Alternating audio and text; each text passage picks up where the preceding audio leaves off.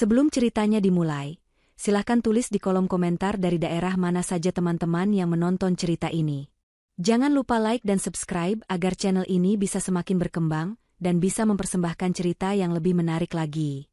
Ada sesuatu dalam cara suami dan ibu mertuanya bertatapan malam itu, sesuatu yang membuat Sania berhenti sejenak sebelum menyuapkan potongan terakhir bistiknya. Itu adalah sebuah tatapan yang berlangsung kurang dari sedetik, sebuah komunikasi senyap yang terjadi tepat di seberang meja makan mahoni yang mengkilap. Andika, suaminya, melirik ibunya, Ibu Ida. Ibu Ida, yang sedang tersenyum manis pada Sania, membalas lirikan itu dan memberikan anggukan yang nyaris tak terlihat. Sania, yang menangkap momen itu, mencoba mengabaikannya, menganggapnya hanya sebagai ikatan batin antara seorang ibu dan anak laki-lakinya. Ia memilih untuk percaya pada kehangatan dan kesempurnaan yang telah menjadi jangkar dalam hidupnya selama 3 tahun terakhir. Kesempurnaan itu terpantul di mana-mana. Pada kilau gelas kristal di atas meja, pada aroma saus jamur truffle yang menguar dari piring porselen, dan pada cahaya lembut lampu gantung yang menimpa wajah tampan Andika. Suaminya adalah definisi dari kesempurnaan itu sendiri. Selalu berpenampilan rapi, selalu bertutur kata lembut, dan selalu tahu cara membuat Sania merasa dicintai. Di sampingnya, Ibu Ida adalah perwujudan dari keanggunan seorang ibu, selalu memuji dan memanjakan Sania seolah ia adalah putrinya sendiri. Ruang makan yang megah ini, rumah yang luas ini, dan semua kemewahan di dalamnya adalah peninggalan orang tua Sania. Namun, Andika dan Ibu Ida telah mengubahnya dari sekadar rumah menjadi sebuah keluarga. Setidaknya, itulah yang Sania yakini dengan sepenuh hati. "Sania, sayang, kamu benar-benar menantu idaman," ujar Ibu Ida, suaranya memecah lamunan Sania. Senyumnya begitu lebar dan tulus, hingga berhasil menepis sedikit keraguan yang tadi sempat muncul. "Lihat saja semua ini. Kamu menata segalanya dengan begitu sempurna. Kamu memang punya selera terbaik dalam segala hal." Andika menimpali sambil meraih tangan Sania dan menggenggamnya. Genggamannya terasa hangat dan meyakinkan seperti biasa. "Tentu saja, Ibu. Sania adalah yang terbaik. Aku pria paling beruntung di dunia, kan, sayang?" Sania tersenyum, membiarkan dirinya terbuai oleh kata-kata manis dan sentuhan hangat itu. Inilah dunianya, surganya. Ia tidak ingin apapun merusaknya. Ia membalas genggaman suaminya dan menjawab, "Aku hanya ingin yang terbaik untuk kita semua." Percakapan mengalir ringan seputar kegiatan sosial dan rencana liburan mereka. Namun, benih keanehan dari tatapan misterius tadi sudah tertanam di benak Sania. Ia tidak menyadarinya saat itu, tetapi malam yang sempurna ini akan segera retak, dimulai dengan sebuah permintaan yang akan menghancurkan semua yang ia yakini. Namun, ketika hidangan penutup, sebuah kue lava coklat dengan es krim vanila, disajikan, Sania merasakan pergeseran suasana yang halus. Andika melepaskan genggaman tangannya dan berdeham pelan. Ia bertukar pandang sekali lagi dengan ibunya, kali ini lebih jelas, sebuah isyarat untuk memulai. "Sayang," Andika memulai, nadanya kini lebih serius. "Ada sesuatu yang penting yang ingin aku dan ibu bicarakan denganmu." Sania meletakkan sendoknya. Ia menatap wajah suaminya, lalu beralih ke ibu mertuanya. Senyum di wajah mereka sedikit memudar, digantikan oleh ekspresi keseriusan yang dibuat-buat. "Tentu, ada apa?" tanya Sania, hatinya mulai merasakan firasat aneh. "Begini, Sania," Andika melanjutkan, mencondongkan tubuhnya ke depan. "Seperti yang kamu tahu, aku selalu mengagumi cara ayahmu membangun bisnisnya dari nol. Beliau adalah seorang visioner. Dan aku percaya, semangat itu juga menurun kepadamu. Kamu cerdas, kamu punya intuisi bisnis yang tajam." Sania hanya diam mendengarkan. Pujian itu terasa janggal, seperti sebuah pengantar untuk sesuatu yang lebih besar. Ibu Ida menimpali, suaranya terdengar penuh semangat yang dipaksakan. "Benar sekali, Andika selalu bilang, istrinya bukan hanya cantik, tapi juga sangat pintar. Itulah sebabnya kami yakin, kamu akan mengerti peluang emas yang ada di depan mata kita ini." "Peluang emas?" Sania mengulang, alisnya sedikit terangkat. Andika mengangguk cepat. "Beberapa waktu belakangan ini, aku dan beberapa mitra yang sangat terpercaya telah merancang sebuah proyek bisnis besar. Di bidang properti dan logistik. Potensinya luar biasa, Sania. Ini bukan sekadar bisnis biasa, ini adalah kesempatan sekali seumur hidup yang bisa melipat gandakan kekayaan kita."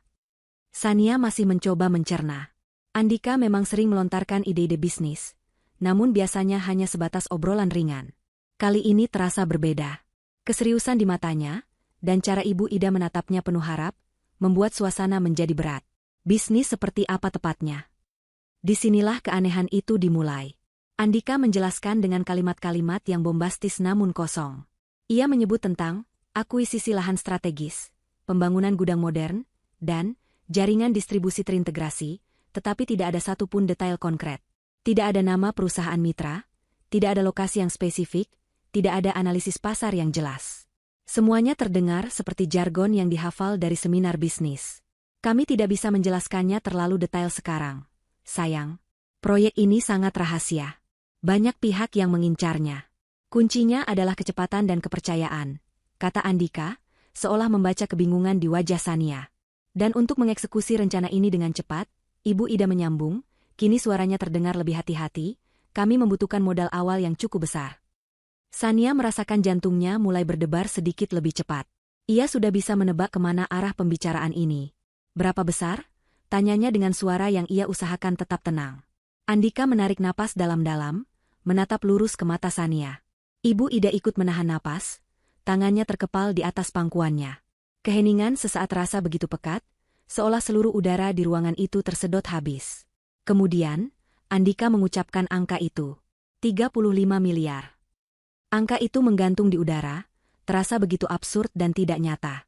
35 miliar rupiah. Sania terdiam membeku. Itu adalah jumlah yang luar biasa besar, dana yang bisa digunakan untuk mendanai puluhan startup hingga berhasil. Untuk sesaat, ia pikir ia salah dengar. Ia menatap Andika, lalu Ibu Ida, mencari tanda-tanda bahwa mereka sedang bercanda. Tapi yang ia temukan hanyalah keseriusan dan antisipasi yang tegang. Seolah menyadari keterkejutan Sania, Andika buru-buru menambahkan. Sayang, dengarkan aku. Uang ini bukan untukku. Ini untuk kita. Aku bersumpah, setelah bisnisnya berjalan, seluruh keuntungan, setiap sennya, akan langsung masuk ke rekeningmu. Aku akan menyerahkan semuanya padamu. Anggap saja ini investasi, dan aku yang akan bekerja keras untukmu. Ini adalah caraku untuk membuktikan bahwa aku juga bisa membangun sesuatu yang besar, untuk membuatmu semakin bangga. Ibu Ida kembali menimpali dengan nada yang penuh drama. Pikirkanlah ini, Sania. Ini demi masa depan kalian, demi membangun kerajaan bisnis kalian sendiri, melanjutkan warisan ayahmu. Andika hanya ingin yang terbaik untukmu. Kata-kata mereka berputar-putar di kepala Sania. Janji keuntungan, pembuktian diri, masa depan. Semuanya terdengar manis, tetapi ada sesuatu yang terasa salah. Sesuatu yang sangat salah. Firasatnya, intuisi yang sama yang dipuji Andika tadi, berteriak di dalam benaknya. Sebuah alarm bahaya berbunyi nyaring. Kenapa begitu rahasia? Kenapa begitu mendadak? Dan kenapa jumlahnya begitu fantastis? Sania mencoba menenangkan dirinya, mendorong semua pikiran buruk itu ke samping. Mungkin ia hanya terlalu terkejut. Ini Andika, suaminya. Ini Ibu Ida, ibu mertuanya yang selalu baik. Mereka tidak mungkin punya niat buruk. Ia menarik napas perlahan, mencoba mengembalikan logikanya. Dalam bisnis apapun, proposal adalah hal yang utama. Ia menatap kedua orang di hadapannya dengan ekspresi yang ia usahakan senetral mungkin. Aku mengerti. Tentu saja aku mendukungmu, Andika. Wajah Andika dan Ibu Ida langsung bersinar lega. Mereka pikir mereka sudah berhasil. Tapi, Sania melanjutkan, untuk jumlah sebesar itu, tentu aku perlu melihat rancangan yang lebih jelas. Ia memberikan senyum tipis. Boleh aku lihat proposal bisnis lengkapnya besok? Lengkap dengan nama mitra, rencana keuangan, dan proyeksi laba ruginya. Senyum di wajah Andika membeku seketika. Kepanikan yang nyaris tak terlihat melintas di matanya sebelum ia berhasil menguasai diri. Ia tertawa canggung. Proposal? Sayang, aku kan sudah bilang. Ini sangat rahasia. Mitraku hanya mau bergerak atas dasar kepercayaan penuh. Proposal tertulis terlalu berisiko. Bisa bocor ke pesaing. Ibu Ida menambahkan dengan cepat, nadanya terdengar sedikit tajam. Sania, apa kamu tidak percaya pada suamimu sendiri? Ini Andika. Ia mempertaruhkan segalanya untuk masa depan kalian. Dan di sanalah Sania menemukannya. Di dalam kegugupan Andika yang ditutupi tawa canggung, dan di dalam nada tuduhan Ibu Ida yang terselubung. Di sanalah kejanggalan itu bersarang. Permintaan yang masuk akal darinya dibalas dengan alasan yang tidak masuk akal dan manipulasi emosional. Kepercayaan. Mereka meminta kepercayaan buta untuk uang 35 miliar. Malam yang tadinya terasa hangat dan sempurna itu, kini tiba-tiba menjadi dingin dan penuh tanda tanya. Firasat buruknya bukan lagi sekadar bisikan, melainkan sebuah teriakan yang memekakkan telinga. Keesokan paginya, matahari terbit seperti biasa, mengirimkan sinarnya yang keemasan melalui jendela kamar mereka yang menjulang dari lantai ke langit-langit. Namun, bagi Sania, dunia terasa berbeda. Kehangatan yang biasanya ia rasakan saat terbangun di samping Andika telah hilang, digantikan oleh hawa dingin yang tak terlihat. Semalaman ia nyaris tidak bisa tidur. Angka 35 miliar dan alasan kepercayaan buta terus berputar di kepalanya seperti kaset rusak. Setiap kali ia mencoba meyakinkan dirinya bahwa ia hanya paranoid, bayangan kepanikan di mata Andika muncul kembali dan menghapus semua keraguannya. Di meja sarapan, suasana terasa canggung. Andika berusaha keras untuk bersikap normal. Ia menyajikan Sania jus jeruk segar, menanyakan bagaimana tidurnya, dan mengomentari berita pagi di televisi. Tapi semua itu terasa seperti sebuah pertunjukan. Senyumnya tidak mencapai mata, dan perhatiannya terasa berlebihan, seolah ia sedang berusaha menebus sesuatu. Sania hanya menjawab seperlunya, pikirannya sibuk menyusun strategi. Ia tidak bisa langsung menolak, karena itu hanya akan membuat mereka lebih waspada. Ia juga tidak bisa langsung setuju, karena itu adalah sebuah kebodohan. Ia harus bermain, mengulur waktu sambil mencari kebenaran. Sudah kamu pikirkan tentang semalam, sayang? Tanya Andika akhirnya, tidak bisa lagi menahan diri. Suaranya dibuat selembut mungkin. Sania mengaduk pelan tehnya, menatap pusaran air di dalam cangkir. Aku masih memikirkannya, Andika. Kamu harus mengerti, itu bukan uang yang sedikit.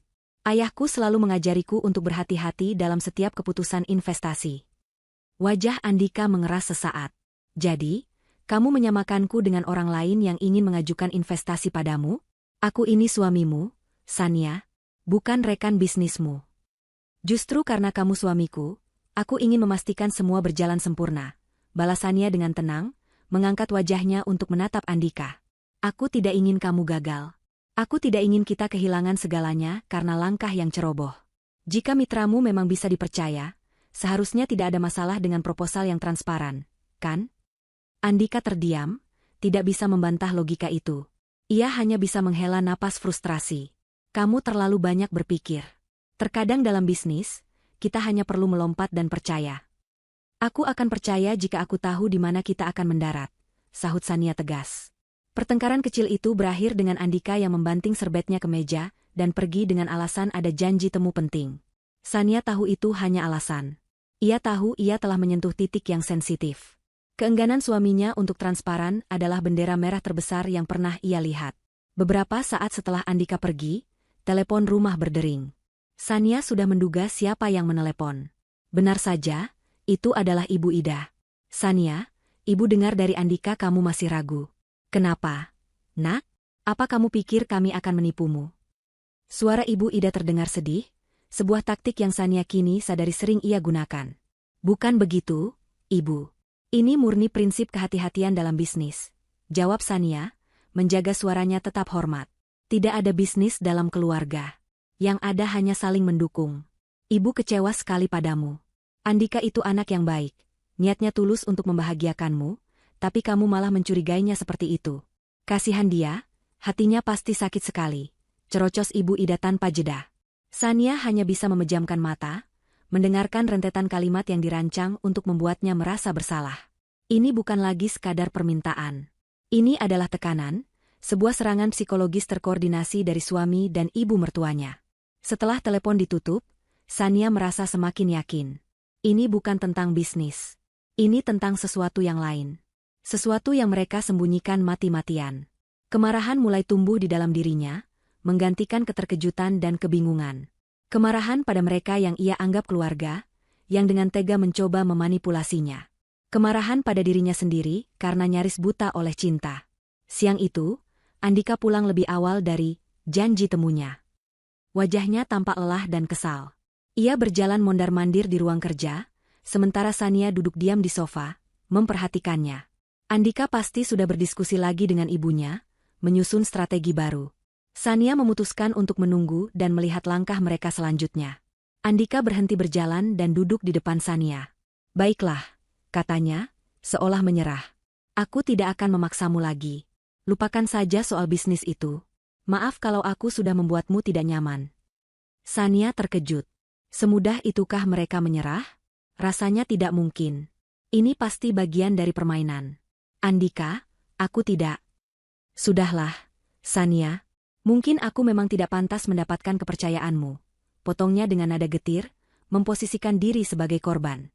Ia kemudian beranjak, mengambil ponselnya yang tergeletak di atas meja kopi. Namun, ia tampak terburu-buru, mungkin karena emosi atau sengaja. Sania tidak tahu. Saat ia mengambil ponselnya, sebuah kartu kredit berwarna hitam yang terselip di casing belakang terjatuh tanpa ia sadari. Sania melihat kartu itu tergeletak di atas karpet tebal. Itu adalah kartu kredit tambahan dari rekening utama Sania, yang ia berikan pada Andika untuk keperluan sehari-hari. Andika sendiri tampaknya sedang sibuk membalas pesan. Ia langsung berjalan menuju kamar mereka tanpa menyadari kartunya jatuh. Sania menunggu beberapa saat hingga suara pintu kamar tertutup. Dengan jantung berdebar, ia memungut kartu itu. Sebuah pikiran nekat terlintas di benaknya. Ia segera menyalakan laptopnya, membuka situs perbankan, dan masuk ke akun kartu kreditnya. Ia ingin melihat transaksi terakhir Andika. Biasanya ia tidak pernah melakukan ini, menganggapnya sebagai pelanggaran privasi. Tapi hari ini, semua aturan telah dilanggar. Daftar transaksi muncul di layar. Sebagian besar adalah pengeluaran yang wajar, restoran, bensin, beberapa barang fashion. Namun, saat Sania menggulir ke bawah, matanya terpaku pada satu baris transaksi yang dilakukan 2 hari yang lalu. Jantungnya seolah berhenti berdetak. Nama merchant, butik berlian elegan. Jumlah, 325 juta rupiah. 325 juta. Untuk sebuah butik perhiasan. Sania menelan ludah dengan susah payah. Ia tidak pernah menerima hadiah perhiasan apapun baru-baru ini. Ulang tahunnya masih beberapa bulan lagi. Ulang tahun pernikahan mereka juga sudah lewat. Jadi, untuk siapa perhiasan semahal itu? Tiba-tiba, pintu ruang kerja terbuka. Andika masuk dengan wajah sedikit panik. Sayang, kamu lihat kartu kreditku? Sepertinya jatuh. Matanya langsung tertuju pada kartu hitam yang ada di genggaman Sania, dan layar laptop yang masih menyala. Wajahnya memucat seketika. Sania belum pernah melihat ekspresi itu di wajah suaminya. Ekspresi seseorang yang tertangkap basah. Tapi hanya sedetik. Dengan cepat, ia mengubahnya menjadi senyum lebar yang dipaksakan. Ah, itu dia. Terima kasih, sayang. Aku ceroboh sekali, katanya sambil berjalan mendekat untuk mengambil kartu itu. Ia melirik layar laptop. Lagi cek tagihan, ya? Sania tidak menjawab. Ia hanya menatap suaminya, matanya menuntut penjelasan. Butik berlian elegan? Tanyanya dengan suara pelan namun tajam. Andika tertawa, tawa yang terdengar palsu di telinga Sania. Astaga, kamu merusak kejutannya. Serunya, mencoba terdengar ceria. Itu untuk hadiah ulang tahunmu nanti. Aku sudah menyiapkannya dari jauh-jauh hari. Aku ingin memberimu sesuatu yang sangat spesial. Makanya aku sembunyikan. Sebuah kebohongan.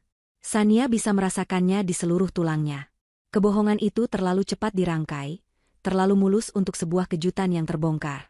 Jika itu benar kejutan, seharusnya ia tampak kecewa atau salah tingkah, bukan panik yang ditutupi oleh tawa. Ulang tahunnya masih 4 bulan lagi.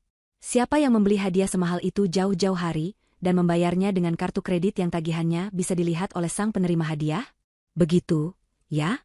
Kejutan untukku, ucap Sania datar, wajahnya tak menunjukkan emosi apapun. Tentu saja. Untuk siapa lagi? Kamu kan satu-satunya permataku, kata Andika sambil mencoba memeluk Sania.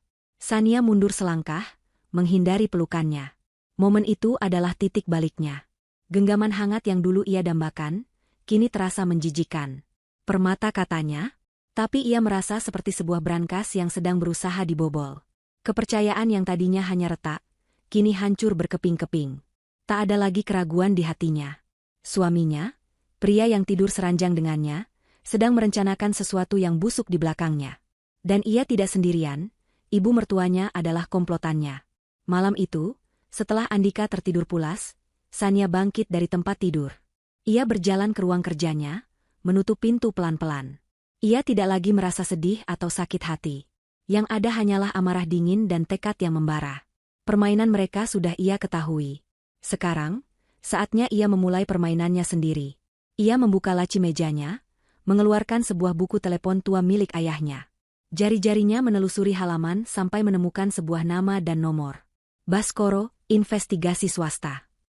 Tanpa ragu, ia menekan nomor itu di ponselnya. Halo, dengan Bapak Baskoro?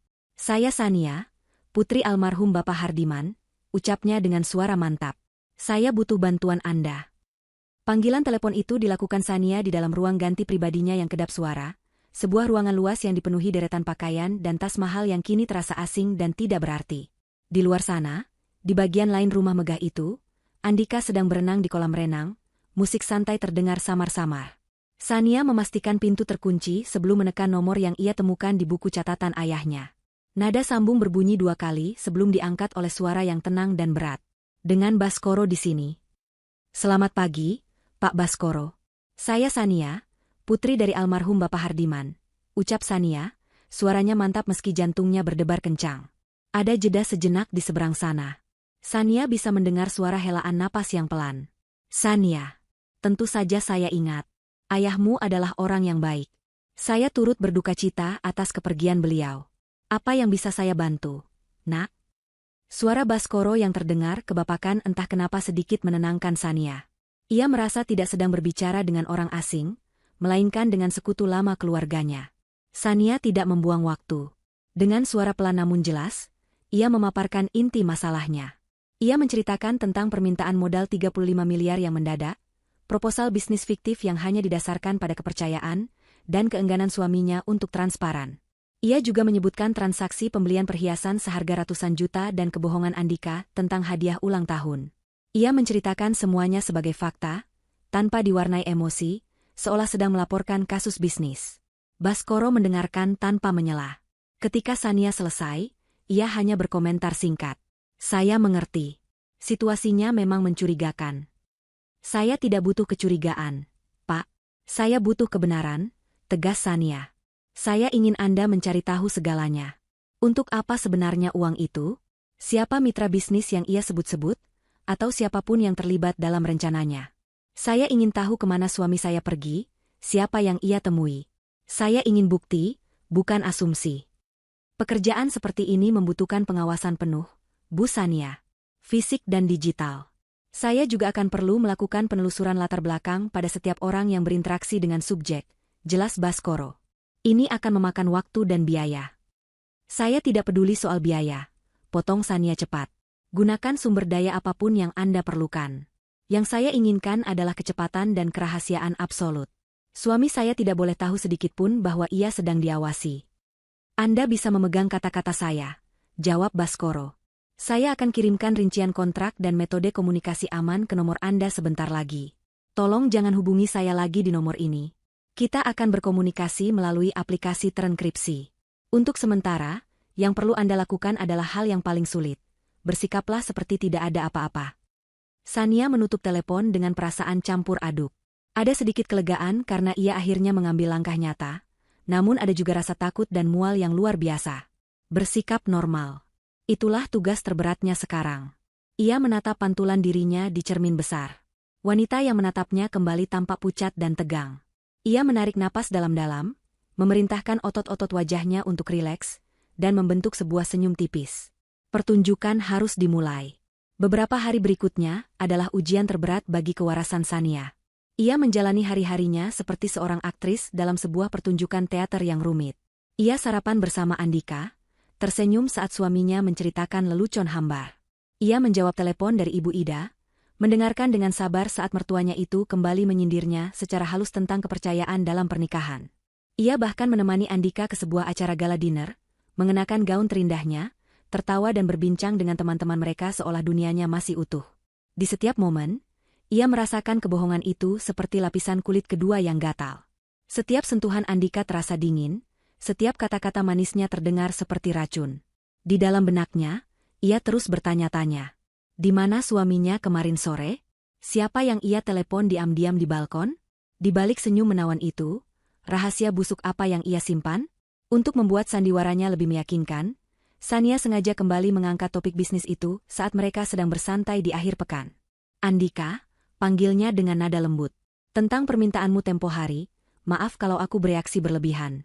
Aku hanya kaget. Andika, yang sedang membaca majalah, langsung menurunkannya. Matanya berbinar penuh harap. Jadi, kamu sudah mempertimbangkannya? Sania tersenyum tipis. Aku sedang mencoba memahaminya. Tentu aku ingin mendukungmu. Mungkin kamu benar, terkadang kita harus berani mengambil risiko.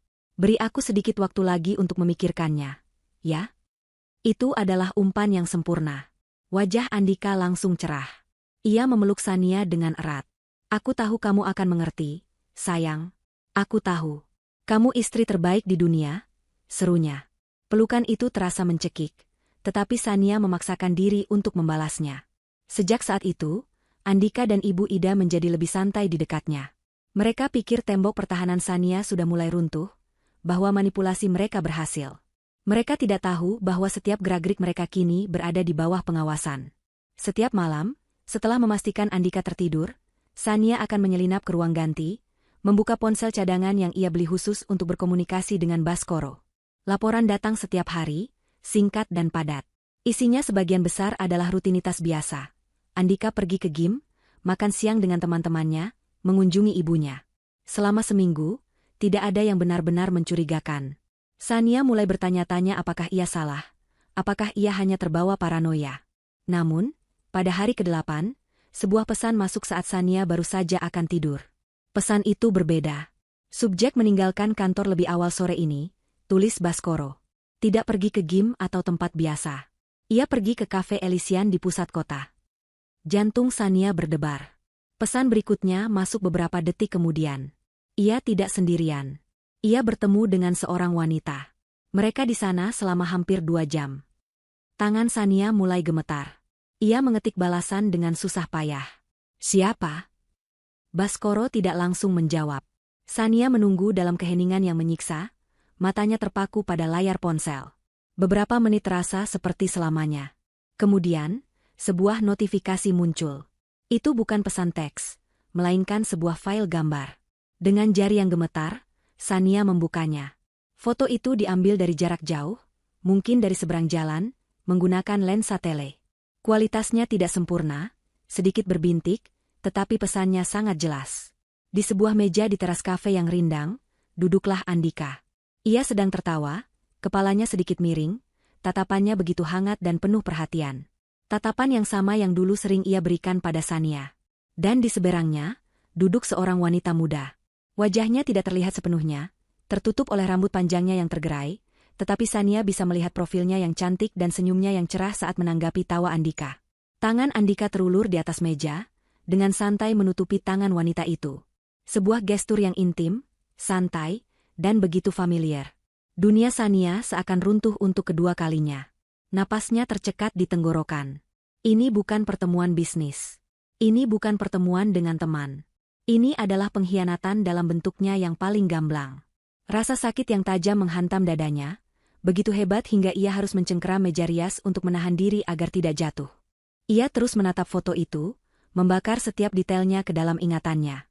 Pakaian wanita itu, jam tangan mewah di pergelangan tangan suaminya, cangkir kopi yang hampir kosong di antara mereka. Semuanya adalah bukti bisu dari kebohongan yang selama ini ia jalani.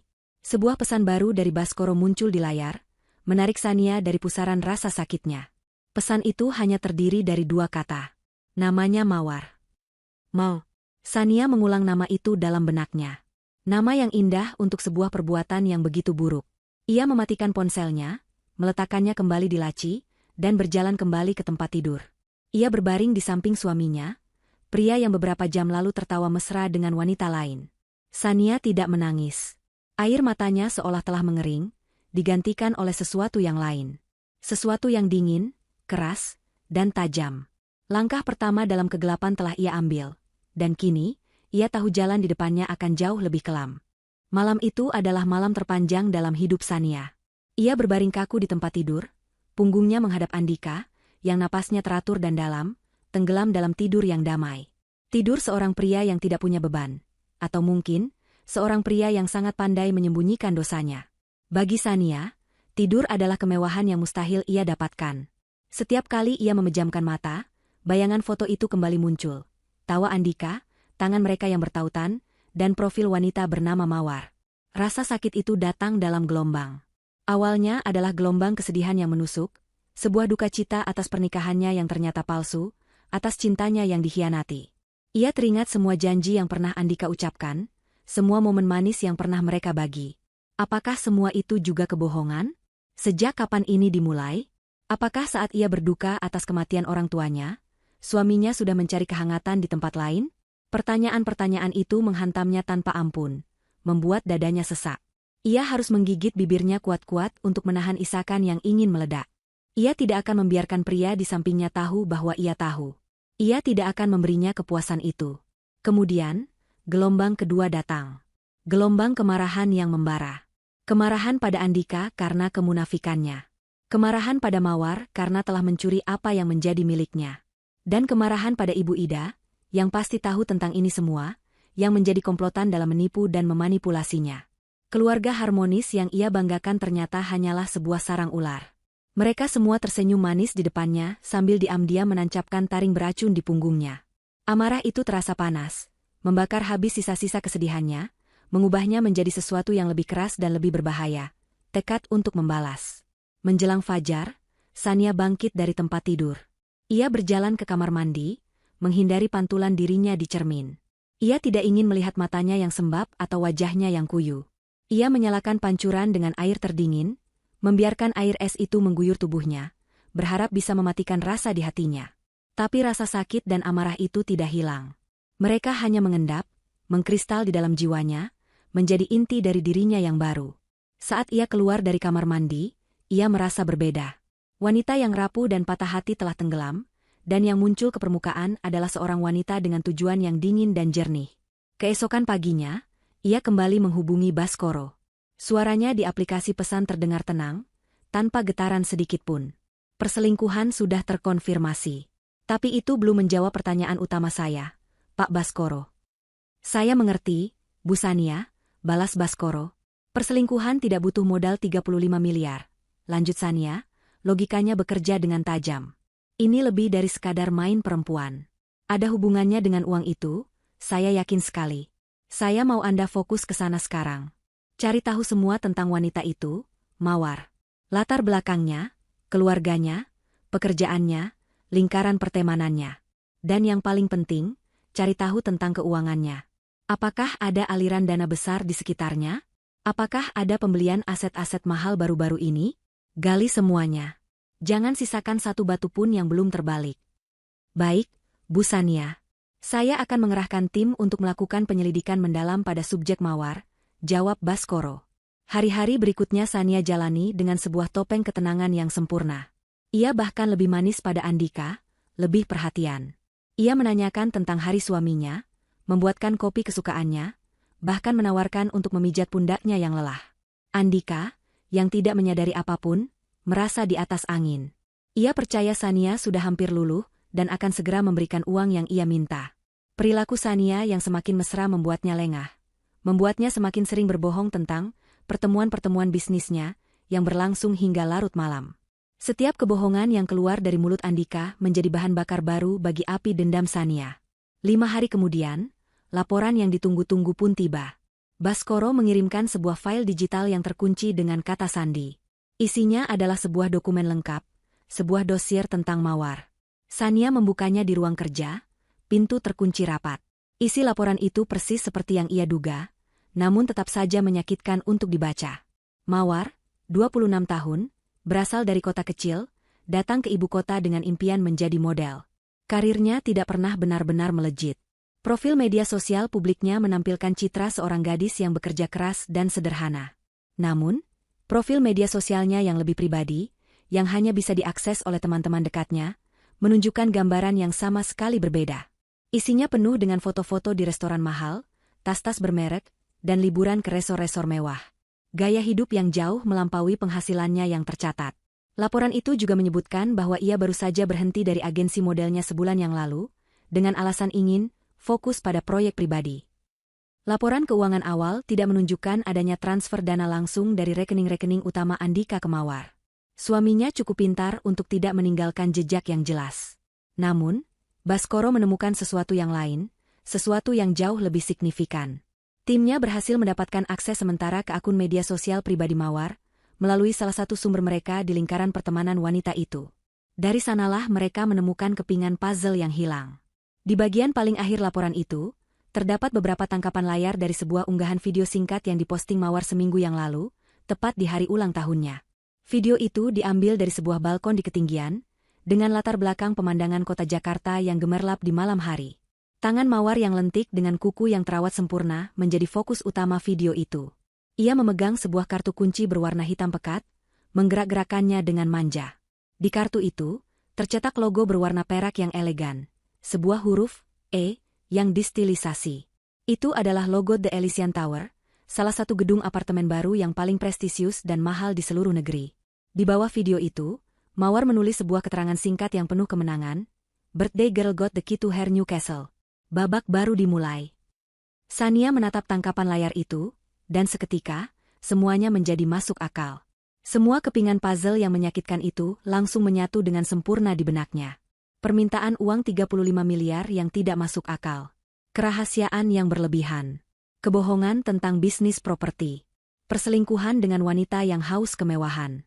Dan sekarang, sebuah kunci apartemen supermahal yang disebut sebagai kastil baru. 35 miliar itu bukan untuk modal bisnis. Uang itu akan digunakan untuk membeli sebuah kastil untuk ratu barunya. Hadiah ulang tahun termahal yang pernah ada, yang dibeli dengan menggunakan uang dan kepercayaan istrinya sendiri. Saat kesadaran itu menghantamnya, Sania tidak merasakan sakit lagi. Rasa patah hatinya telah menguap seluruhnya, lenyap tanpa sisa. Yang ada hanyalah amarah yang begitu dingin dan pekat, begitu murni hingga terasa menenangkan. Ia menutup laptopnya dengan pelan. Wajahnya tidak menunjukkan emosi apapun, tetapi matanya berkilat dengan cahaya yang berbahaya. Ia sekarang tahu apa yang harus ia lakukan. Mereka ingin bermain? Baiklah. Ia akan memastikan mereka memainkan permainan ini sampai akhir, sampai mereka kehilangan segalanya. Sania menatap layar laptop yang sudah gelap selama beberapa menit, membiarkan kebenaran yang dingin dan brutal itu meresap ke dalam setiap sel tubuhnya. 35 miliar. Sebuah kastil untuk sang selingkuhan. Pesta untuk merayakan pengkhianatannya. Ia tidak merasakan dorongan untuk berteriak atau menghancurkan barang-barang di sekitarnya. Emosi seperti itu adalah sebuah kemewahan yang tidak lagi ia miliki. Yang tersisa hanyalah ketenangan yang menakutkan, sebuah kejernihan pikiran yang lahir dari puncak keputusasaan. Amarahnya tidak lagi panas membara, melainkan telah mendingin menjadi sebongkah es yang tajam, siap digunakan sebagai senjata. Ia tahu, mulai saat ini, setiap senyuman, setiap kata, dan setiap tindakannya harus diperhitungkan dengan cermat. Perang ini tidak akan dimenangkan dengan air mata, tetapi dengan strategi. Ia menghapus semua jejak aktivitasnya, mematikan laptop, dan menyimpan ponsel rahasianya. Ketika ia keluar dari ruang kerja, wajahnya telah terpasang topeng yang sempurna. Topeng seorang istri yang penuh kasih dan sedikit naif, yang perlahan-lahan mulai luluh oleh bujukan suaminya. Ia menemukan Andika sedang bersantai di tepi kolam, membaca majalah bisnis. Pemandangan itu begitu ironis, hingga Sania nyaris tertawa. Pria itu membaca tentang cara membangun kekayaan, sementara satu-satunya hal yang sedang ia bangun adalah sebuah istana kebohongan. Dengan langkah yang dibuat seringan mungkin, Sania mendekatinya dari belakang dan melingkarkan lengannya di leher Andika, meletakkan kepalanya di bahu suaminya. Andika sedikit terkejut, lalu tersenyum senang. "Hei, sayang. Kukira kamu masih sibuk di dalam." "Aku sudah selesai," bisik Sania, suaranya dibuat lembut dan sedikit serak. "Aku hanya sedang berpikir." "Memikirkan apa?" tanya Andika, meletakkan majalahnya dan memutar tubuhnya untuk menatap Sania. Matanya bersinar penuh harap. Sania menatap lurus ke dalam mata itu, mata yang sama yang pernah ia puja, dan kini ia harus menahan rasa muak yang naik ke tenggorokannya. Ia memaksakan sebuah senyum malu-malu. "Tentang kita. Tentang proposalmu." Jantung Andika tampak berdetak lebih kencang. "Dan? Mungkin aku yang salah selama ini," lanjut Sania, memainkan perannya dengan sempurna. "Aku terlalu takut, terlalu terikat dengan cara-cara lama ayahku. Kamu benar, terkadang kita harus berani melompat. Aku percaya padamu, Andika." Wajah Andika bersinar seperti matahari terbit. Ini adalah kata-kata yang paling ingin ia dengar. Kemenangan sudah di depan mata. Ia menarik Sania ke dalam pelukannya, sebuah pelukan yang penuh kemenangan. "Aku tahu, sayang. Aku tahu kamu akan melihatnya. Terima kasih sudah mempercayaiku. Aku tidak akan mengecewakanmu, aku janji." Sania membiarkan dirinya dipeluk, menahan napas agar tidak perlu mencium aroma parfum suaminya yang kini terasa memuakan. Beberapa saat kemudian, ia melepaskan diri dengan lembut. Tapi, ada satu hal, katanya dengan nada ragu-ragu yang dibuat-buat. Wajah Andika kembali menegang. Apa itu? Aku ingin merasa menjadi bagian dari ini, kata Sania, menatap suaminya dengan tatapan memohon. Maksudku, ini adalah lompatan besar pertama kita bersama sebagai pasangan. Aku tidak mau hanya menjadi orang yang menandatangani cek. Aku ingin belajar. Aku ingin melihat bagaimana kamu mengubah uang ini menjadi sesuatu yang luar biasa. Aku ingin ikut merasakannya. Andika tampak bingung. Tentu saja kamu bagian dari ini, sayang. Ini semua untukmu. Aku tahu. Tapi aku ingin lebih dari itu, sahut Sania cepat. Bagaimana kalau begini? Daripada aku mentransfer uangnya langsung ke rekening bisnismu atau mitramu, bagaimana kalau kita membuka sebuah rekening bersama yang baru? Atas nama kita berdua, Sania dan Andika. Lalu, aku akan mentransfer seluruh 35 miliar itu ke sana. Andika mengerutkan kening, mencoba memproses usulan itu. Sania buru-buru menambahkan, mencegah kecurigaan muncul. Dengan begitu, aku bisa melihat sendiri bagaimana dana itu dikelola. Aku bisa memantau transaksinya. Bukan karena aku tidak percaya padamu. Serunya cepat, seolah takut menyinggung perasaan Andika. Sama sekali bukan. Anggap saja ini caraku untuk belajar darimu. Aku ingin melihat langsung keajaiban yang akan kamu ciptakan. Aku ingin merasa terlibat, kamu mengertikan. Logika Sania begitu cerdik. Ia tidak menampilkannya sebagai bentuk pengawasan, melainkan sebagai keinginan seorang istri untuk mendukung dan belajar dari suaminya. Ia memanipulasi ego Andika, membuatnya merasa seperti seorang guru, seorang mentor yang akan membimbing istrinya yang naif ke dalam dunia bisnis. Keserakahan dan keangkuhan Andika mengalahkan akal sehatnya. Sebuah rekening bersama, namanya akan ada di sana. Ia tetap akan bisa mengakses uangnya. Tidak ada bedanya. Malah, ini lebih baik. Ini akan membuat Sania merasa aman dan terlibat, mempercepat prosesnya tanpa perdebatan lebih lanjut. Ia tersenyum lebar, merasa begitu pintar karena berhasil meyakinkan istrinya. Itu ide yang brilian, sayang, katanya, memeluk Sania lagi. Tentu saja kita bisa melakukannya. Itu menunjukkan bahwa kamu benar-benar serius ingin mendukungku. Besok kita urus semuanya ke bank. Malam itu, Ibu Ida datang untuk makan malam. Jelas sekali Andika sudah meneleponnya dan memberitakan kabar baik itu. Ibu mertuanya itu tidak bisa berhenti memuji Sania.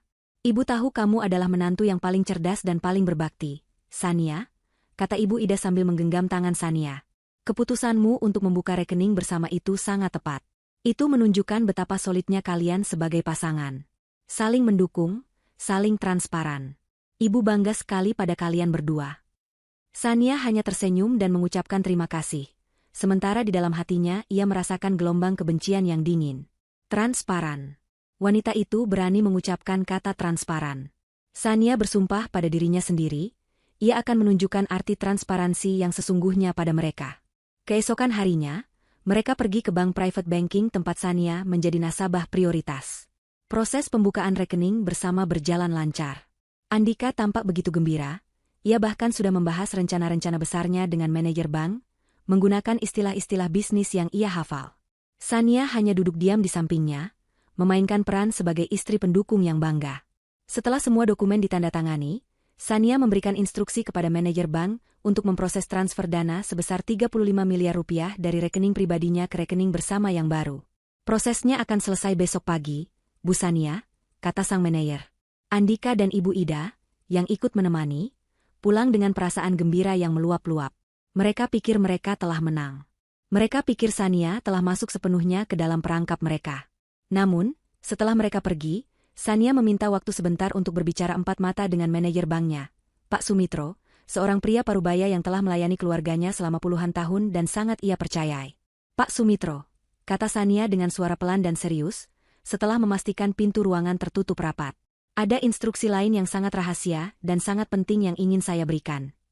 Pak Sumitro menatapnya dengan penuh perhatian. Tentu, Bu Sania. Apapun itu.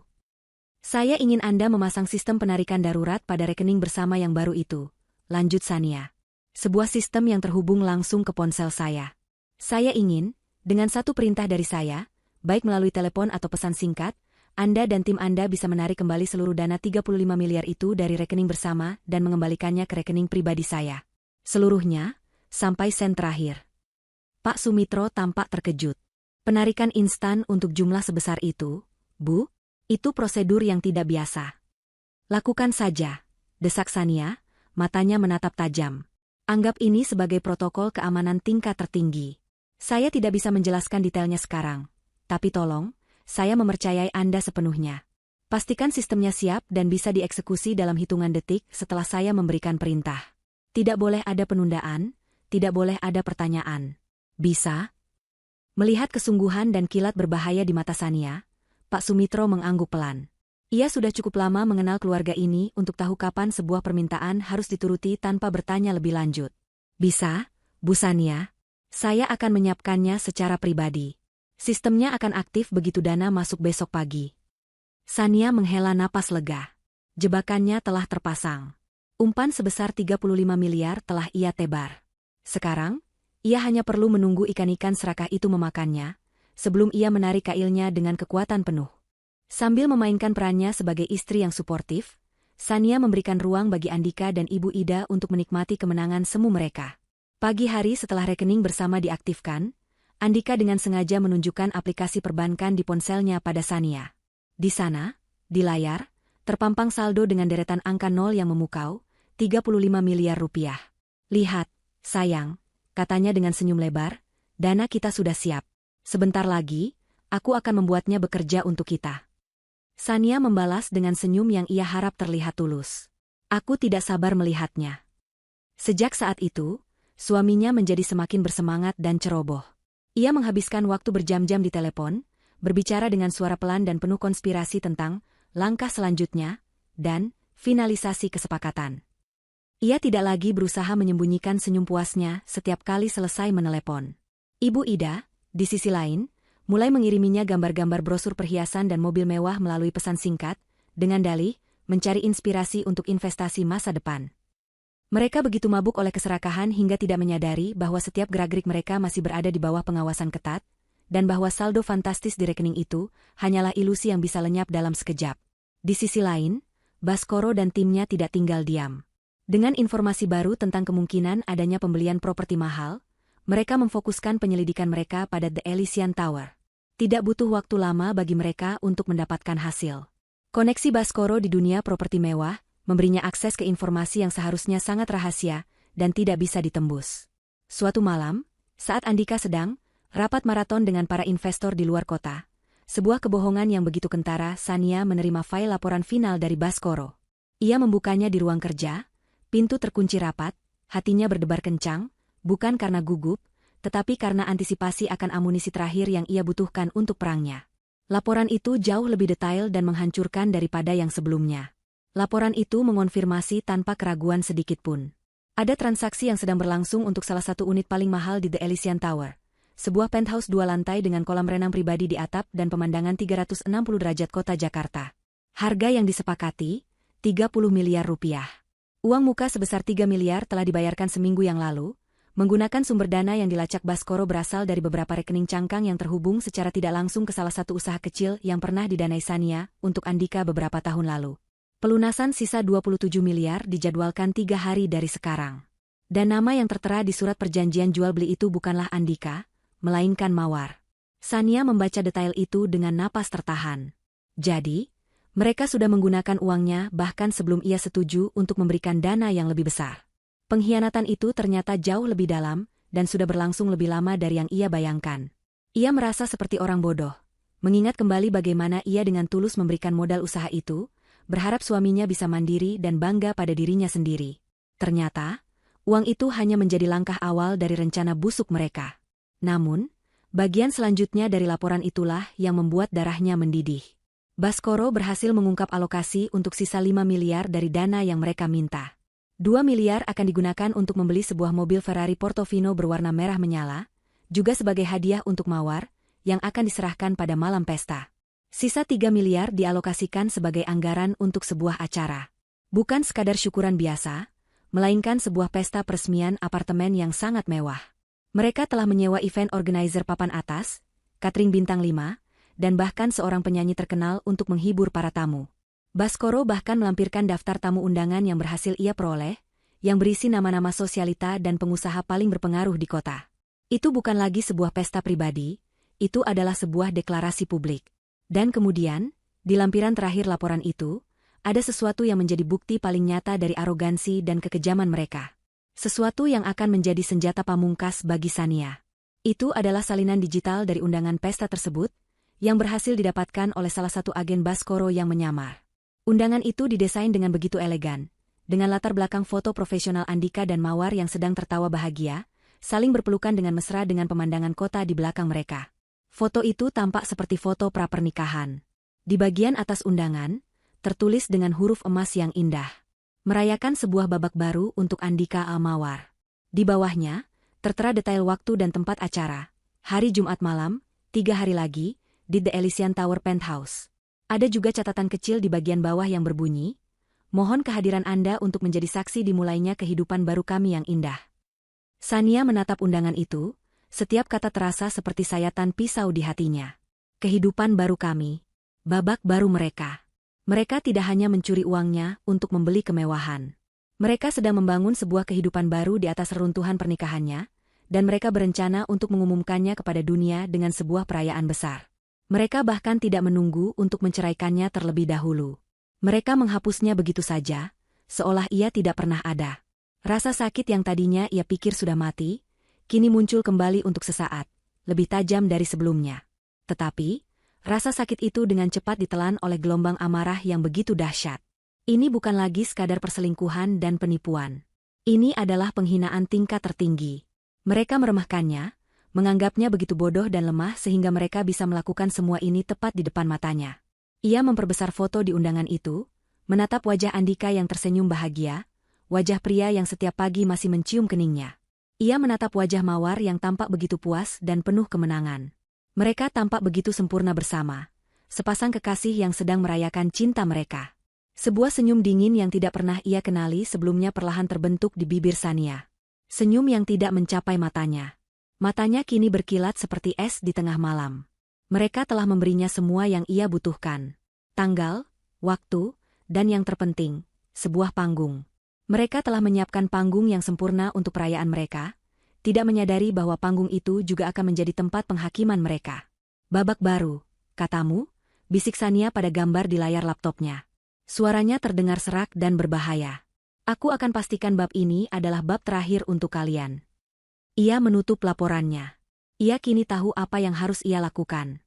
Pesta itu akan tetap berjalan sesuai rencana. Hanya saja, bintang utama di acara itu bukanlah mereka. Bintangnya adalah dia. Dan ia akan memastikan pertunjukan yang ia berikan akan menjadi sesuatu yang tidak akan pernah mereka lupakan seumur hidup mereka. Hari Jumat. Hari penghakiman. Matahari bersinar cerah seolah tidak tahu bahwa malam nanti, sebuah badai akan meletus di jantung kota Jakarta. Bagi Andika dan Ibu Ida, ini adalah hari kemenangan. Bagi Shania, ini adalah hari perhitungan. Pagi itu, Andika bangun dengan suasana hati yang luar biasa baik. Ia bersenandung sambil memilih setelan jas termahalnya, mengatakan pada Shania bahwa ia dan ibunya akan menghadiri serangkaian pertemuan penting dengan para investor hingga larut malam. Ini hari yang besar, sayang, katanya sambil mencium kening Shania. Ciuman itu terasa seperti sentuhan kalajengking. Doakan semuanya lancar, ya. Setelah hari ini, kehidupan kita akan berubah. Tentu, jawab Shania dengan senyum manis. Aku akan selalu mendoakan yang terbaik untukmu. Kalimat terakhir itu ia ucapkan dengan penekanan yang hanya bisa ia mengerti. Aku akan mendoakan kau mendapatkan yang terbaik sesuai perbuatanmu. Ibu Ida juga meneleponnya, suaranya terdengar riang. Shania, nak, kamu baik-baik saja kan sendirian di rumah malam ini? Ibu dan Andika akan sibuk sekali. Ini demi masa depan kalian loh. Tidak apa-apa, Ibu. Aku baik-baik saja. Semoga sukses acaranya, jawab Shania. Acaranya. Shania tersenyum kecut. Begitu mobil Andika yang membawa ibu dan anak itu keluar dari gerbang rumah, topeng istri yang manis langsung Shania lepaskan. Wajahnya mengeras, matanya berkilat penuh tujuan. Ia menyambar ponselnya. Pertunjukannya mungkin baru akan dimulai malam nanti, tetapi persiapan di belakang panggung dimulai sekarang juga. Tujuan pertamanya adalah kantor pengacara keluarganya. Di sana, Di atas meja kayu yang kokoh, semua dokumen telah disiapkan. Sania membacanya satu persatu dengan teliti. Surat gugatan cerai, dengan alasan perselingkuhan dan penipuan keuangan, lengkap dengan lampiran bukti-bukti awal dari Baskoro. Perjanjian pranikah mereka sangat jelas. Semua aset yang dimiliki Sania sebelum menikah akan tetap menjadi miliknya, dan dalam kasus perpisahan akibat kesalahan pihak suami, sang suami tidak berhak atas apapun. Bukti ini sudah lebih dari cukup, Bu Sania, kata pengacaranya. Kita bisa membuatnya tidak mendapatkan sepeser pun. Saya mau lebih dari itu, sahut Sania dingin. Saya mau semua yang pernah saya berikan padanya ditarik kembali. Mobil, jam tangan, bahkan modal usaha yang ternyata ia salah gunakan. Pengacaranya mengangguk. Bisa diatur. Kita juga akan mengajukan surat perintah pembekuan aset dan surat pengosongan rumah ini secepatnya. Rumah ini 100% atas nama Anda. Dengan tangan yang mantap, Sania menandatangani semua dokumen itu. Setiap goresan pena terasa seperti sebuah langkah menuju kebebasannya. Setelah dari kantor pengacara, Sania tidak langsung pulang. Ia menelepon Pak Sumitro, manajer banknya. Pak Sumitro, saya Sania. Saya hanya ingin konfirmasi untuk nanti malam. Apakah sistem penarikan darurat sudah 100% siap? Sudah siap sejak dana itu masuk, Bu Sania, jawab Pak Sumitro dari seberang telepon. Tim saya dan saya akan siaga penuh malam ini. Cukup satu perintah dari Anda. Bagus, kata Sania. Terima kasih atas bantuan Anda. Tugas berikutnya adalah yang paling memuaskan. Setibanya di rumah, ia memanggil kepala asisten rumah tangga, seorang wanita setia yang sudah bekerja untuk keluarganya sejak Sania kecil. Bik Sumi, kata Sania dengan tenang. Tolong panggil beberapa staf. Saya mau semua barang milik Pak Andika dan Ibu Ida yang ada di rumah ini dikemasi sekarang juga. Bik Sumi tampak terkejut. Semuanya, Non? Semuanya, tegas Sania.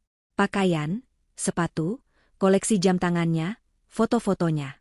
Semua yang menjadi milik mereka. Masukkan ke dalam kantong sampah hitam yang besar. Jangan ada yang tertinggal. Letakkan semuanya di dekat garasi. Nanti malam, begitu saya beri perintah, saya mau semua kantong itu dilempar keluar gerbang. Meskipun bingung, Bik Sumi melihat sorot mata Sania yang tidak mengizinkan adanya bantahan. Ia segera mengangguk dan melaksanakan perintah itu. Sania kemudian menelepon seorang tukang kunci profesional, memintanya untuk datang tepat pukul 9 malam untuk mengganti semua kunci dan sistem keamanan di rumah itu. Semua persiapan telah selesai. Kini, tinggal persiapan terakhir, dirinya sendiri. Sania masuk ke dalam ruang gantinya, melewati deretan gaun berwarna pastel dan ceria yang biasa ia kenakan. Malam ini, ia butuh sesuatu yang lain. Ia butuh baju perang. Matanya kemudian tertuju pada sebuah gaun yang sudah lama tidak ia sentuh. Gaun berwarna merah darah, dengan potongan yang tegas dan elegan, yang memeluk tubuh dengan sempurna. Gaun yang ia beli untuk sebuah perayaan, namun kini akan ia kenakan untuk sebuah penghakiman. Ia merias wajahnya dengan saksama. Riasan matanya dibuat tajam, dan di bibirnya, ia memoleskan lipstik dengan warna merah yang sama dengan gaunnya. Saat ia menatap pantulan dirinya di cermin, wanita yang balas menatapnya bukanlah Sania yang lembut dan penuh cinta. Yang ada di sana adalah seorang ratu yang baru saja merebut kembali tahtanya. Seorang wanita yang tatapannya memancarkan kekuatan, kemarahan, dan janji akan sebuah pembalasan yang setimpal. Jam di dinding menunjukkan pukul 7:30 malam. Pesta di The Elysian Tower pasti sudah dimulai. Ia mengambil undangan digital di ponselnya, menatap sekali lagi foto Andika dan Mawar yang tersenyum bahagia. Senyum dingin kembali tersungging di bibirnya. Ia meraih tas tangannya, berjalan menuruni tangga marmer rumahnya dengan langkah yang mantap dan penuh kuasa. Di luar, sopir sudah menunggunya. Kita ke The Elysian Tower, katanya dengan suara yang tenang namun bergetar oleh kekuatan. Ia menatap pantulan dirinya sekali lagi di kaca jendela mobil yang gelap, saat mobil melaju membelah malam. Sandiwara sebagai istri yang tertindas telah berakhir. Malam ini, ia tidak akan berakting lagi. Ia akan menjadi dirinya yang sebenarnya. Waktunya memulai pestanya, bisiknya pada kegelapan. Lobi The Elysian Tower berkilauan dalam kemewahan yang nyaris membutakan. Lantai marmernya memantulkan cahaya dari lampu gantung kristal raksasa yang menggantung seperti galaksi beku di langit-langit yang tinggi. Orang-orang berlalu lalang dalam balutan busana terbaik mereka, suara tawa dan denting gelas menciptakan musik latar yang elegan. Sania melangkah keluar dari lift pribadi yang membawanya langsung ke lobi penthouse, dan seketika, semua percakapan di sekitarnya mereda. Semua mata tertuju padanya. Ia tampak seperti api yang berjalan di tengah ruangan yang dingin. Gaun merah darahnya menyapu lantai dengan anggun, kontras dengan kulitnya yang pucat dan bibirnya yang semerah gaunnya.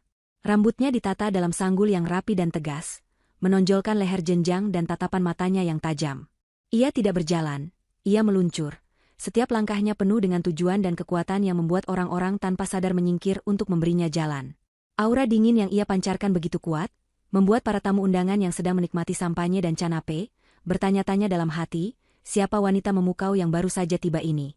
Di ujung ruangan, di depan sebuah backdrop bunga raksasa yang dihiasi lampu-lampu kecil, berdirilah trio antagonis dalam hidupnya.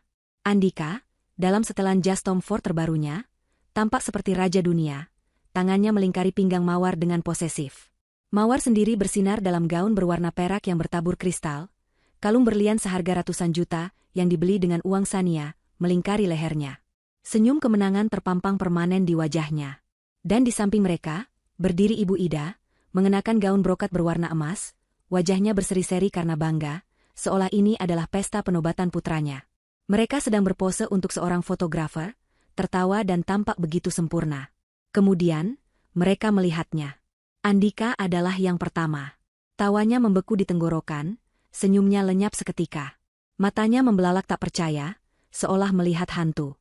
Ia menyenggol Mawar, yang kemudian ikut menoleh. Ekspresi kemenangan di wajah Mawar berubah menjadi kebingungan, lalu kepanikan saat ia mengenali wanita yang berjalan ke arah mereka. Ibu Ida, yang paling lambat menyadari, menatap ke arah yang sama dengan tatapan putranya, dan wajahnya langsung pucat pasi. Mereka membeku. Dunia mereka yang sempurna tiba-tiba retak hanya dengan kehadiran satu orang. Sania terus berjalan mendekat, senyum tipis dan dingin tersungging di bibirnya. Ia berhenti beberapa langkah di depan mereka, membiarkan keheningan yang canggung itu menyiksa mereka. Para tamu di sekitar mulai berbisik, merasakan ketegangan yang luar biasa di udara. Sania? Andika akhirnya berhasil mengeluarkan suara, terdengar serak. Apa yang kamu lakukan di sini? Kukira kamu di rumah. Ini kan pertemuan bisnisku. Sania tertawa kecil, suara tawa yang tidak mengandung sedikit pun kebahagiaan. Pertemuan bisnis? Ulangnya, matanya menyapu dekorasi mewah di sekelilingnya, backdrop bunga, dan gaun Mawar yang berkilauan. Pertemuan bisnis yang sangat meriah, sepertinya. Ia kemudian menolehkan pandangannya pada Mawar. Selamat ulang tahun, Mawar. Aku dengar kamu baru saja mendapatkan kastil baru. Hadiah yang sangat mahal. Suamiku memang sangat dermawan, bukan? Wajah Mawar memerah karena malu dan marah. Ia tidak bisa berkata apa-apa. Ibu Ida, yang pertama kali berhasil memulihkan ketenangannya, melangkah maju dengan wajah geram. Sania, jaga bicaramu. Kamu membuat keributan di acara penting Andika. Keributan? Sania menatap ibu mertuanya dengan tatapan yang begitu dingin, hingga Ibu Ida tanpa sadar mundur selangkah. Saya belum memulai keributannya, Ibu. Anggap saja ini baru kata pembuka. Tepat pada saat itu, seorang pembawa acara naik ke panggung kecil di sudut ruangan, tidak menyadari drama yang sedang terjadi. Selamat malam, para hadirin sekalian. Selamat datang di perayaan babak baru kehidupan Bapak Andika dan Ibu Mawar. Musik mulai mengalun, dan perhatian para tamu teralihkan sejenak. Andika, melihat kesempatan itu, meraih lengan Sania dengan kasar. Kita bicara di luar. Jangan buat malu dirimu sendiri di sini, bisiknya dengan geram. Sania menyentakkan lengannya hingga terlepas dengan kekuatan yang mengejutkan Andika. Lepaskan tangan kotormu dariku, desisnya. Tanpa memedulikan Andika lagi, ia berjalan lurus menuju panggung. Pembawa acara yang kebingungan hanya bisa menyingkir saat Sania mengambil alih mikrofon darinya. Musik berhenti. Semua mata kembali tertuju padanya. Keheningan total menyelimuti penthouse mewah itu. Selamat malam, suara Sania terdengar jernih dan kuat melalui pengeras suara, memenuhi setiap sudut ruangan. Maaf mengganggu pesta yang indah ini. Nama saya Sania. Bagi yang belum tahu, saya adalah istri dari pria yang sedang merayakan babak baru kehidupannya malam ini, Andika. Terdengar gumaman kaget dari para tamu. Wajah Andika, Mawar, dan Ibu Ida kini pucat seperti kertas. Mereka hanya bisa berdiri terpaku, terperangkap dalam mimpi buruk mereka sendiri. Saya di sini hanya ingin mengucapkan selamat. Lanjut Sania, senyum dinginnya tak pernah lepas. Selamat untuk Mawar, atas hadiah ulang tahunnya yang fantastis, penthouse seharga 30 miliar rupiah ini. Gumaman para tamu menjadi semakin keras. Angka 30 miliar bukanlah angka yang bisa diabaikan. Selamat juga untuk mobil sport barunya seharga 2 miliar, yang mungkin sedang diparkir di bawah. Sania melanjutkan, matanya menatap tajam langsung ke arah Andika. Dan tentu saja, selamat untuk pesta 3 miliar rupiah yang kita semua nikmati malam ini. Total hadiah yang sangat mengesankan, 35 miliar rupiah. Sania berhenti sejenak, membiarkan angka itu meresap. Kalian mungkin bertanya-tanya, bagaimana seorang pria yang tidak punya pekerjaan tetap bisa memberikan hadiah semahal itu? Jawabannya sederhana. Ia tidak bisa. Ia memberi isyarat pada seseorang di dekat proyektor besar yang tadinya disiapkan untuk menampilkan video kenangan Andika dan Mawar. Tiba-tiba, layar itu menyala. Bukan dengan video mesra, melainkan dengan serangkaian bukti yang menghancurkan. Foto-foto perselingkuhan Andika dan Mawar muncul satu persatu. Lalu, muncul tangkapan layar dari rincian transfer dana dari rekening Sania. Kemudian, salinan digital surat perjanjian jual beli penthouse atas nama Mawar.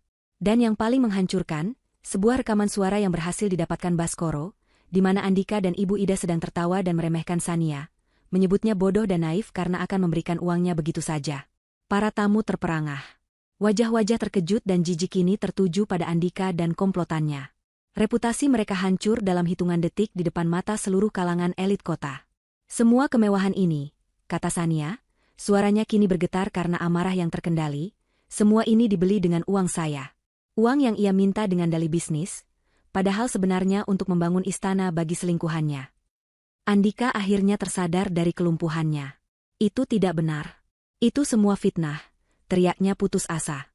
Sania hanya tersenyum menanggapi penyangkalan itu. Oh, benarkah? Ia kemudian mengangkat ponselnya, memastikannya terlihat oleh semua orang. Ia menekan sebuah nomor panggilan cepat. Panggilan itu langsung tersambung dan ia aktifkan mode pengeras suara. Selamat malam, Bu Sania. Dengan Sumitro di sini. Siap menerima instruksi, terdengar suara manajer banknya yang tenang. Mata Sania tidak pernah lepas dari wajah Andika yang kini dipenuhi teror. Di depan ratusan pasang mata yang menjadi saksi, di tengah pesta penghakiman yang ia ciptakan sendiri, Sania mengucapkan kalimat terakhirnya. Kalimat yang akan meruntuhkan seluruh dunia palsu mereka. Tarik semua dananya, Pak Sumitro. 35 miliar. Sekarang. Perintah itu menggantung di udara selama sepersekian detik sebelum dampaknya terasa. Di ponsel Andika, yang masih ia genggam erat, sebuah notifikasi muncul bersamaan dengan suara ping yang nyaring. Ia menatap layarnya dengan tidak percaya. Notifikasi dari aplikasi perbankannya, transfer dana Anda sebesar 27 miliar rupiah untuk pembayaran The Elysian Tower telah dibatalkan karena saldo tidak mencukupi. Di bawahnya, saldo rekening bersama yang tadinya menunjukkan angka 35 miliar, kini berganti menjadi angka yang menyedihkan, 0 rupiah. Kekacauan meletus. Seorang pria berjas rapi, yang ternyata adalah perwakilan dari pihak pengembang apartemen, langsung mendekati Andika dengan wajah panik dan marah. Apa maksudnya ini, Pak Andika? Pembayarannya gagal. Para tamu undangan, yang tadinya hanya berbisik-bisik, kini mulai berbicara dengan suara keras. Sebagian mengeluarkan ponsel untuk merekam drama yang luar biasa ini. Mawar menjerit tertahan, wajahnya yang cantik kini pucat dan berkerut karena panik. Ia menatap Andika, menuntut penjelasan, tetapi Andika sendiri tampak seperti orang linglung. Matanya kosong menatap layar ponselnya. Di tengah kekacauan itu, pintu lift kembali terbuka. Kali ini, yang keluar adalah 2 orang pengacara berpenampilan serius, diikuti oleh beberapa petugas keamanan gedung. Mereka berjalan lurus ke arah panggung, tempat Sania masih berdiri tegak seperti seorang ratu. Salah satu pengacara menyerahkan sebuah map tebal pada Andika. Pak Andika, kata pengacara Sania dengan suara tegas. Ini adalah surat gugatan cerai dari klien kami, Ibu Sania, beserta surat perintah sita aset untuk semua barang bergerak yang pernah diberikan oleh klien kami kepada Anda. Mobil Anda di bawah akan segera kami amankan. Pengacara itu kemudian beralih ke Ibu Ida, menyerahkan sebuah amplop lain. Dan ini, surat untuk Anda, Bu Ida. Surat peringatan hukum atas keterlibatan Anda dalam upaya penipuan, dan surat perintah pengosongan rumah klien kami. Anda dan putra Anda diberi waktu 24 jam untuk mengambil barang-barang pribadi Anda, yang saat ini sudah kami letakkan di luar gerbang. Ibu Ida terhuyung ke belakang, matanya membelalak ngeri. Di luar gerbang, bisiknya tak percaya. Ya, Sania menjawab dari atas panggung, suaranya dingin tanpa emosi. Dikemas rapi di dalam kantong sampah hitam. Saya yakin kalian akan mudah menemukannya. Pernyataan itu adalah pukulan terakhir. Hinaan itu terlalu berat untuk ditanggung. Para tamu undangan terkesiap, beberapa bahkan tertawa mengejek. Reputasi, harga diri, dan masa depan Andika dan ibunya hancur lebur dalam satu malam. Perwakilan pengembang apartemen, yang tidak mau propertinya tercemar oleh skandal ini, memberi isyarat pada petugas keamanan. Keluarkan mereka dari sini. Sekarang juga. Acara ini selesai. Petugas keamanan yang bertubuh tegap segera bergerak maju. Mereka mencengkeram lengan Andika dan Mawar. Mawar meronta-ronta, berteriak bahwa ini adalah apartemennya. Lepaskan aku. Ini rumahku. Bukan lagi, Nona, sahut salah satu petugas dengan datar. Andika, yang akhirnya tersadar dari keterkejutannya, menatap Sania dengan putus asa. Matanya memohon. Sania, tolong jangan lakukan ini. Aku bisa jelaskan. Aku minta maaf. Sania turun dari panggung, gaun merahnya menyapu lantai saat ia berjalan melewati para tamu yang menatapnya dengan campuran rasa kagum dan takut. Ia berhenti tepat di depan Andika, yang kini tampak begitu kecil dan menyedihkan. Ia menatap lurus ke dalam mata suaminya untuk terakhir kalinya. Penjelasan, katanya dengan suara pelan yang hanya bisa didengar oleh Andika. Kamu punya banyak waktu untuk menjelaskan saat kamu dan ibumu mencari tempat tinggal baru malam ini. Permintaan maafmu tidak ada harganya. Ia kemudian menoleh ke arah Mawar, yang sedang menangis histeris. Dan kamu, kata Sania, nikmati kalung berlianmu selagi bisa. Kurasa itu satu-satunya hal berharga yang tersisa padamu malam ini. Dengan itu, Sania berbalik, tidak pernah menoleh ke belakang lagi. Ia berjalan melewati kerumunan, meninggalkan di belakangnya pemandangan yang menyedihkan. Andika dan Mawar yang diseret keluar dengan paksa oleh petugas keamanan, dan Ibu Ida yang akhirnya tidak kuat menahan syok dan malu, jatuh pingsan di tengah lobi yang mewah. Teriakan, tangisan, dan suara orang-orang yang mengejek menjadi musik pengiring kepergian Sania. Saat ia melangkah keluar dari gedung itu menuju mobilnya yang sudah menunggu, udara malam terasa begitu segar dan bersih. Ia merasa seolah baru saja melepaskan beban seberat 1 ton dari pundaknya. Pertarungan telah berakhir. Ia menang. Ia menatap langit malam yang gelap, lalu sebuah senyum tipis terukir di bibirnya. Senyum yang bukan lagi senyum dingin penuh dendam, melainkan senyum kelegaan. Senyum seorang wanita yang telah melalui neraka dan berhasil keluar sebagai pemenang. Di tengah lobi mewah yang kini menjadi saksi bisu kejatuhan mereka, Andika sempat menatap punggung Sania yang menjauh. Punggung wanita yang pernah ia cintai, dan yang kini telah menjadi algojonya. Ia mencoba memanggil namanya sekali lagi, tetapi suaranya tercekat. Ia hanya bisa menatap saat Sania menghilang ke dalam mobil, dan di momen itu, ia menyadari sesuatu yang mengerikan. Sania benar. Ini baru permulaan dari penderitaannya. 6 bulan telah berlalu sejak malam yang dijuluki oleh media gosip sebagai Pesta Penghakiman di Elysian Tower. Musim telah berganti, dan begitu pula kehidupan orang-orang yang terlibat di dalamnya. Badai telah reda, menyisakan puing-puing bagi sebagian orang, dan langit biru yang cerah bagi yang lain. Bagi Sania, langit tidak pernah secerah ini. Pagi itu, ia tidak berada di kantornya yang megah atau di vilanya yang mewah. Ia berdiri di atas sebidang tanah yang masih berdebu di pinggiran kota, mengenakan kemeja linen sederhana, celana panjang, dan sebuah helm proyek berwarna putih. Di hadapannya, para pekerja konstruksi sedang sibuk mendirikan fondasi sebuah bangunan. Ini adalah proyek terbarunya, proyek yang paling berarti baginya. Sebuah rumah aman sekaligus pusat pelatihan keterampilan yang ia beri nama Gria Harapan Sania, sebuah tempat yang didedikasikan untuk perempuan korban kekerasan domestik dan penipuan finansial. Ia mengubah rasa sakitnya menjadi kekuatan, mengubah pengkhianatan yang ia alami menjadi sebuah misi untuk membantu orang lain agar tidak mengalami hal yang sama. Ia tidak lagi hanya mengelola kekayaan warisan orang tuanya, ia kini membangun warisannya sendiri, sebuah warisan yang terbuat dari empati dan harapan. Semuanya berjalan sesuai jadwal, Bu Sania, kata seorang arsitek muda di sampingnya, menunjukkan denah bangunan. Dalam 3 bulan, tahap pertama akan selesai. Sania tersenyum, senyum yang tulus dan hangat. Kerja bagus, Rian. Pastikan semua material yang kita gunakan kualitas terbaik. Para wanita yang akan tinggal di sini sudah terlalu lama merasakan hal-hal yang rapuh dalam hidup mereka. Mereka berhak mendapatkan fondasi yang kokoh. Ponselnya bergetar. Sebuah pesan dari pengacaranya. Selamat siang, Bu. Proses perceraian sudah final dan berkekuatan hukum tetap. Tuntutan ganti rugi kita terhadap saudara Andika juga dikabulkan seluruhnya oleh pengadilan. Babak ini sudah resmi ditutup. Sania membaca pesan itu, lalu menghela napas panjang yang terasa begitu melegakan. Benar-benar tertutup. Tidak ada lagi ikatan, tidak ada lagi bayang-bayang masa lalu. Ia membalas pesan itu dengan ucapan terima kasih singkat, lalu kembali menatap hamparan proyek di depannya. Ia tidak merasakan kemenangan yang meluap-luap, hanya kedamaian yang dalam.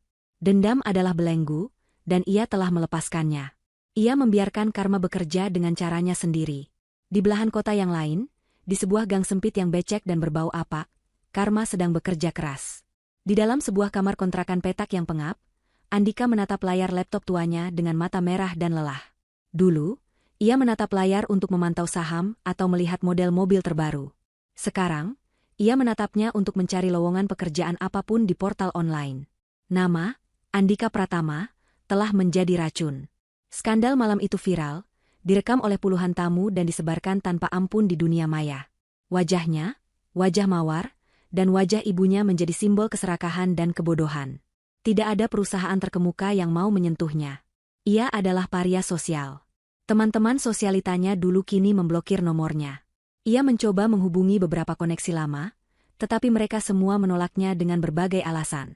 Ia yang dulu dipuja karena ketampanan dan pesonanya, kini dipandang dengan jijik. Ia telah menjual satu-satunya aset berharga yang pernah ia miliki, yaitu nama baik istrinya, dan kini ia tidak punya apa-apa lagi. Tumpukan surat tagihan dari para vendor pesta menumpuk di sudut kamarnya, sebuah pengingat konstan akan utang ratusan juta yang membelit lehernya. Nasib Mawar tidak lebih baik. Setelah diseret keluar dari lobi The Elysian Tower malam itu, ia langsung memutuskan hubungan dengan Andika. Parasit itu tahu kapalnya telah karam, dan ia harus mencari inang yang baru. Namun, dunia sosialita Jakarta ternyata kecil dan kejam. Wajahnya kini terlalu terkenal untuk alasan yang salah. Ia mencoba mendekati beberapa pria kaya di klub malam, tetapi mereka hanya tersenyum mengejek. "Kau si gadis kastil, kan?" kata salah satu dari mereka, sebelum berbalik dan meninggalkannya. Ia dicap sebagai wanita murahan yang gagal. Karir modelingnya yang dulu pun tak bisa ia lanjutkan. Tidak ada jenama yang mau citranya diasosiasikan dengan skandal murahan seperti itu. Terpaksa, ia kembali ke kehidupannya yang dulu, menjadi model untuk katalog pakaian murah dan menerima pekerjaan apapun yang bisa ia dapatkan. Impiannya akan kemewahan telah pecah berkeping-keping, meninggalkannya dengan realita pahit bahwa jalan pintas yang ia ambil ternyata membawanya ke sebuah jalan buntu. Namun, hukuman karma yang paling pedih diterima oleh Andika dan Ibu Ida. Mereka terjebak bersama di dalam neraka yang mereka ciptakan sendiri. Sore itu, di kontrakan mereka yang sempit, pertengkaran kembali pecah. "Aku tidak percaya kita hanya punya uang untuk makan mie instan lagi hari ini," keluh Ibu Ida, suaranya terdengar tajam dan penuh kekecewaan. Ia duduk di tepi ranjang reot, menatap putranya dengan jijik. Perhiasan emasnya telah lama ia jual untuk menyambung hidup. Andika, yang baru saja ditolak untuk pekerjaan sebagai petugas administrasi, membanting laptopnya hingga tertutup. "Lalu ibu mau aku bagaimana? Mencuri? Semua ini juga karena ibu." "Karena aku," pekik Ibu Ida tak terima. "Kamu yang serakah. Kamu yang tidak bisa mengendalikan nafsumu pada perempuan murahan itu. Kalau saja kamu lebih pintar, kita tidak akan berakhir di tempat menjijikan ini." "Aku serakah karena ibu yang mengajariku untuk selalu menginginkan lebih," balas Andika, amarah dan keputusasaan membuatnya gemetar. "Ibu yang selalu bilang aku harus memanfaatkan Sania. Ibu yang mendukung semua rencana ini. Tapi begitu kita gagal, ibu menyalahkanku. Karena kamu memang gagal. Dan ibu adalah ibu yang gagal." Mereka terus bertengkar, saling menyalahkan, saling melontarkan kata-kata kejam. Ikatan ibu dan anak yang dulu mereka banggakan sebagai sebuah persekutuan yang solid, kini telah membusuk menjadi racun yang mereka minum setiap hari. Mereka terkurung dalam lingkaran kebencian dan penyesalan, mendapati bahwa hukuman terberat bukanlah kehilangan harta, melainkan harus menghabiskan sisa hidup bersama orang yang paling mereka salahkan atas kehancuran mereka. Jauh dari sana, senja turun dengan warna jingga dan ungu yang memukau. Sania duduk seorang diri di teras belakang rumahnya, sebuah rumah baru yang lebih kecil namun jauh lebih hangat, yang ia beli dengan uangnya sendiri. Rumah yang tidak menyimpan kenangan pahit. Dengan secangkir teh melati hangat di tangannya, ia menatap matahari yang perlahan tenggelam di ufuk barat.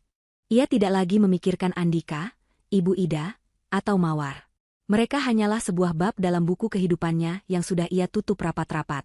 Kini, ia sedang menulis babak yang baru, sebuah cerita tentang kebangkitan, pengampunan pada diri sendiri, dan kekuatan untuk mengubah luka menjadi cahaya.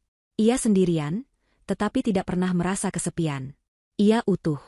Ia bebas. Sebuah senyum damai terukir di bibirnya saat ia menghirup aroma tehnya. Di kejauhan, lampu-lampu kota mulai menyala, dan Sania tahu, di antara jutaan cahaya itu, cahayanya sendiri kini bersinar paling terang.